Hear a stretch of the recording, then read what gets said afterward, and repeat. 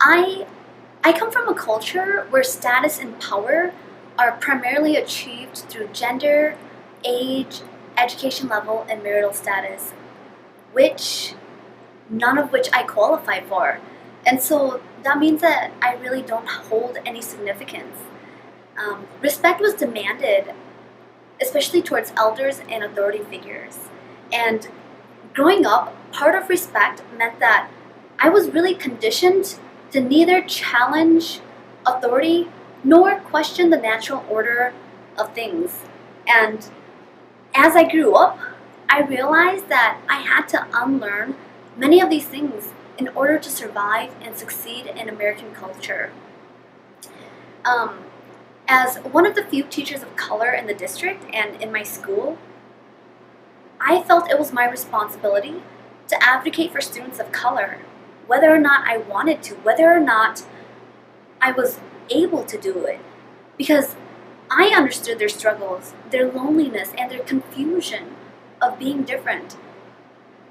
And so I felt that it was a responsibility that I shouldered. And I was never trained to be an advocate, but my heart tells me that I need to do something so that these students can create a better sense of identity and that they can feel like they belong in the schools more than I did. Something that I learned much too late in life is that my voice matters. Change happens because someone did something about it. I found the power of my voice and my thoughts. And change doesn't always happen right away or sometimes ever, but I realized that I couldn't just sit back and hope for change. I realized that I could be the creator of change. And this was a mindset that I wanted to ingrain in all of my students. It wasn't something that I could just talk about, but I had to be a model for that. I had to also take action for social justice.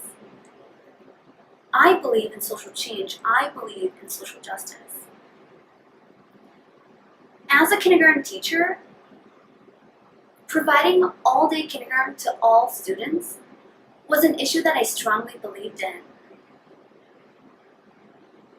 And I wrote letters to the governor and I wrote letters to state representatives. And I fought for all-day kindergarten. And I shared this with my kindergartners. And it was so, they were appalled by the fact that some kids only got to go to school for a couple of days because they were in school all day long. And they were suddenly inspired to do something about it. They were suddenly writing letters to the governor in support of all-day kindergarten.